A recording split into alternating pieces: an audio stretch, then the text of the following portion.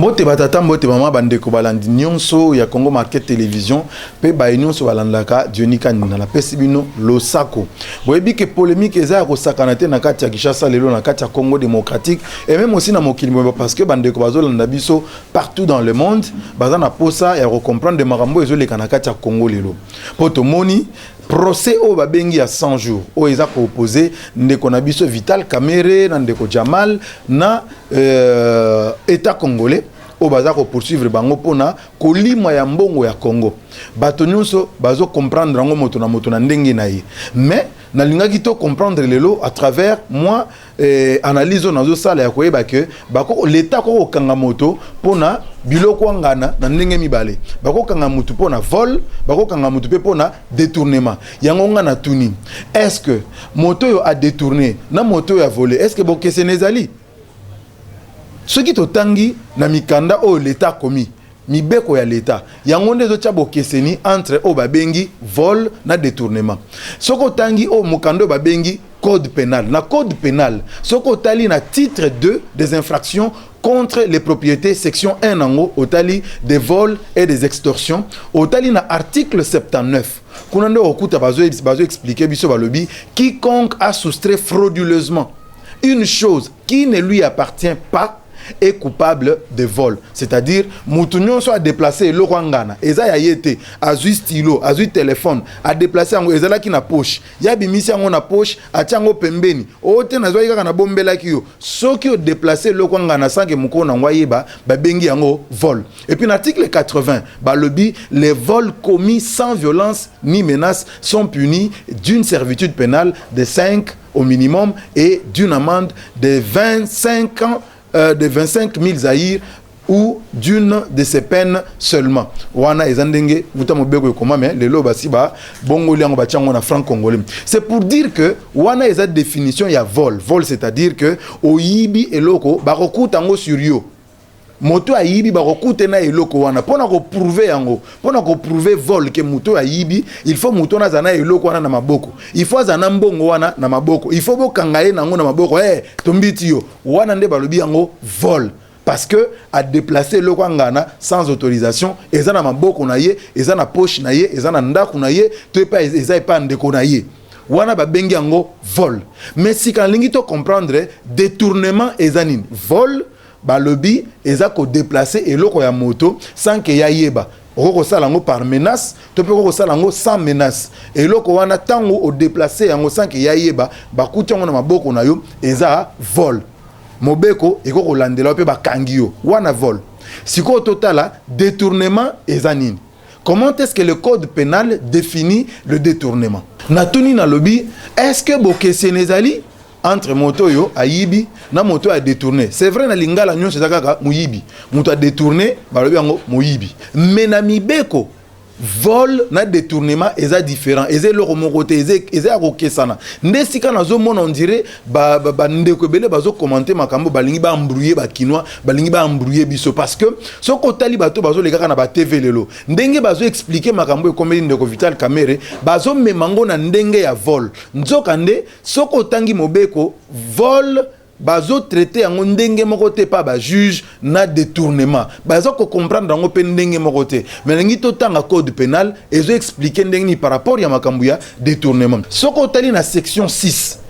des détournements et des concussions commis par des personnes revêtues de mandats publics ou charge d'un service ou d'une mission de l'État ou d'une société étatique wana section 6 ya article 145. L'article 145, on nous dit quoi? Tout fonctionnaire ou officier public, toute personne chargée d'un service public ou parastatal, toute personne représentant les intérêts de l'État ou d'une société étatique au sein d'une société privée, parastatale ou d'économie mixte en qualité d'administrateur,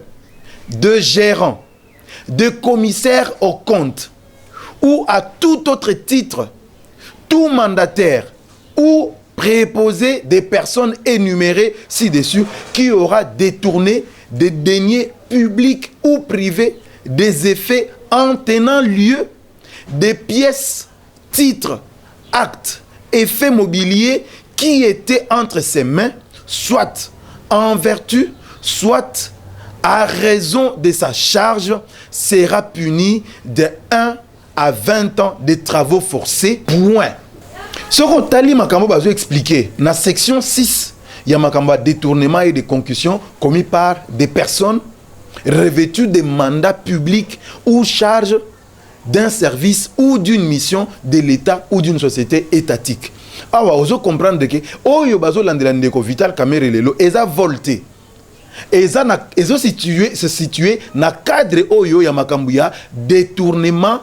ou concussion commis par des personnes revêtues de mandats publics, c'est-à-dire Motoyo a revêtu un mandat public, c'est-à-dire l'État a payé Moussala Songolo, l'État a payé pouvoir Mokoboye sur gestion ya biloko na ye. Ndeo bazo benga wana ke personnes revêtues de mandats publics ou charge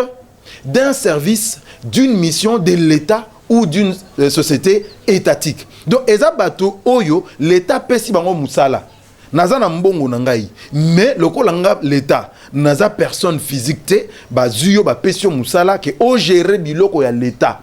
o conduire musala ya makambu ya l'État na makambu etali ba mbongo. Alors soki biloko to ba mbongo ekoti mobulu bazo poursuivre yo non pas parce que oyibi o bazo benga na français vol, mais bazo poursuivre par rapport à détournement. Alors preuve ya makambo ya détournement na preuve ya makambo ya vol ezandenge mokote na vol tolobaki il faut ba kangona biloko na poche ba kangona biloko na maboko bazo benga ngo vol, mais na kati ya détournement kuna eza na kati ya code pénal bazo lobaki preuve nango eza libre, c'est-à-dire juge par rapport à ndengo sambi azotala o mobeko elobi pe akatelio etumbu. Article 145 ezolobaki tout fonctionnaire ou officier public, toute personne chargée d'un service public ou parastatal, toute personne représentant les intérêts de l'État, de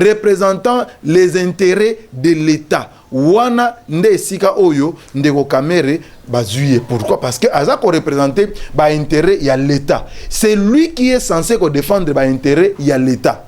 ou d'une société étatique au sein d'une société privée, c'est-à-dire yo zana yo mutu ya l'État mais batindi yo par rapport à la société privée moko bozo sala musala batindi yo kuna lokola mandataire ya l'État motinda mi ya l'État par rapport à la société privée wana makambo bozo sala pour yo défendre ba intérêt ya l'État.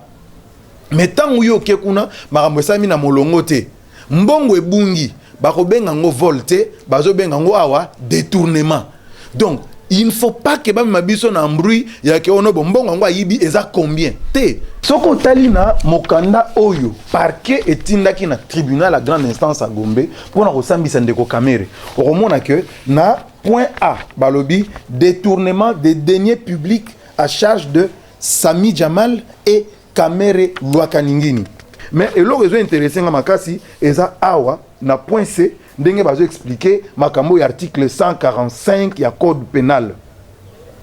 Balobi bazo expliquer mutuni nango oyo bako kangaye na cadre ya détournement. Balobi 1. Ceux qui auront exécuté ou qui auront coopéré directement à son exécution. C'est-à-dire bato yo ba travailler, ba exécuter ou ba coopérer directement pour na kosalisa détournement wana. C'est-à-dire donc yo o coopérer na muto yo a détourné na yo muto a détourné bino mi balé ba kolandela bino na infraction ya détournement. 2. Ceux qui par un fait quelconque auront prêté pour l'exécution une aide telle que sans leur assistance l'infraction n'eût pu être commis. Donc balobi moto nyonso oyo nanzela lisungi na ye nanzela ya aide na ye soki aide na ye te infraction wana ya détournement elingaki esalama te mutu wana bakokanga ye pe pona détournement parce que c'est avec son aide que détournement esalemi. 3. Ceux qui par offre, don, promesse, menace, abus d'autorité ou de pouvoir, machination ou artifice coupable auront directement provoqué cette infraction. Donc, mutu nyonso oyo a contribué à qui na don na ye o akabeli mutu eloko pour na ko faciliter que détournement et salama o mutu nyonso yo a prometaki mutu alaki ono soki makambo eleki na kosalela yo boye mutu nyonso a prometaki eke bazuye na kati ya makambo kosambisa oyo mutu wana akozala pe ndenge moko traité na kati ya détournement balobi mutu nyonso oyo akozala menasaki batu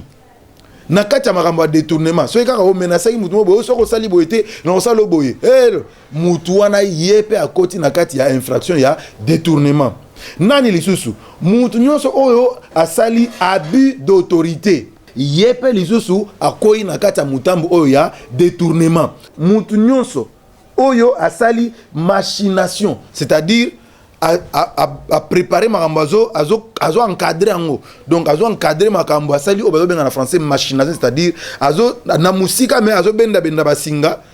azo benda basinga azo téléguider na musika pour que détournement et salama mutu wana yepe azo liama wana eza infraction bazo benga détournement wana eza volté eza détournement mais na kati wana okuta bazo lobake ou mutu asali ba artifice coupable auront directement provoqué cette infraction. Donc, à ça qui ba artifice moko a créé moi ba stratégie moko boye, moi ba makam moko boye, oyo e facilité détournement et salama. Yepe akoliama na katia likambo article 145 oyo ya makambo ya détournement. 4. Ceux qui, soit par des discours tenus dans des réunions ou dans des lieux publics, mutu nyonso oyo nanzela ba discours na ya salaki nanzela ya public ou bien nakati ya masolo a salaki a facilité détournement wana soit par des placards affichés soit par des écrits imprimés ou non et vendus ou distribués soit par des dessins ou des emblèmes auront provoqué directement à commettre cette infraction sans préjudice des peines qui pourrait être porté par décret ou arrêté contre les auteurs des provocations à des infractions, même dans le cas où ces provocations ne seraient pas suivies des faits.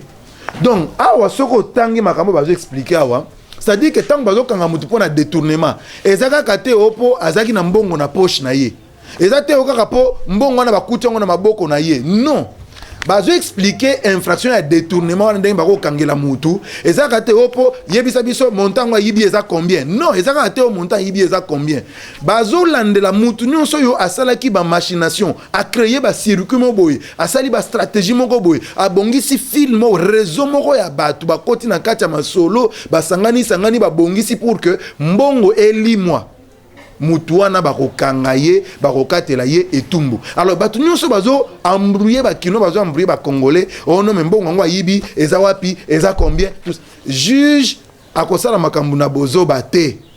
juge azosala makambu selon o mobeko le bindenge nini par rapport ya détournement ndeko permettre que bakatela ye etumbu moto akosa moninga te bandeko est-ce que moto yo a volé na moto yo a détourné basale lo comment qu'est-ce que boke senezali nous disons boke senezali donc ceux qui ozolo balikambu ya vol na likambu ya détournement preuve nango ezandenge mon côté moto embrouillé kinois te moto embrouillé congolais te état de droit to lukaki yango yo ba juge to senga ki basala musala na bango bango yeyo babandi musala na bango donc tondima ba juge basala musala na bango soki ba kokate tumbi ba kate tumbu tondimi yango soki ba kate tumbu te balobi ndeko aza innocent oui ndeko Vital Kamerhe aza innocent azongeli poste na ya directeur a cabinet ya mokonzi mboka makambo ya ko influencer bato ezate makambo ko telemela bato ezate parce que toza na kati ya état de droit to lingi ke ba juge basala musana bango ndenge sengeli bandeko nyonso bazo tchama kelele wana ba avocat bazo tchama kelele za musala na bango namoni avocat moko français abandi makela azo tchama kelele na ba radio na ba TV acha na ye makelele mbongo ebungi eza mbongo ya ba congolais toko landela yango biso ba congolais ti ebima ye avocat nazo lukali ya mbongo na ye mbongo ebungi ya mbongo ba français te eza mbongo ba congolais donc ye akosa musana ya avocat ale mbongo na ye akei mais biso toza na posa mbongo ebungi na compte ya ba congolais mbongo wana ezonga parce que il faut etonga banda kupona ba policier il faut etonga banda kupona ba militaire afin que ba militaire na ba policier oyo ba koza chance ya kozala prix na kati ya lo ya liboso oyo ba condition na bango ezala améliorer ainsi de suite mutu abangisa moninga te parce que l'État il faut ça la musana ye na cadre ya état de droit respect ya mibeko ya mboka kimia eza na mabota na bino banso abonnez-vous massivement na Congo Market Télévision pour que vous avez analyse na biso nkola pambola Congo kimia eza na mabota na bino ciao.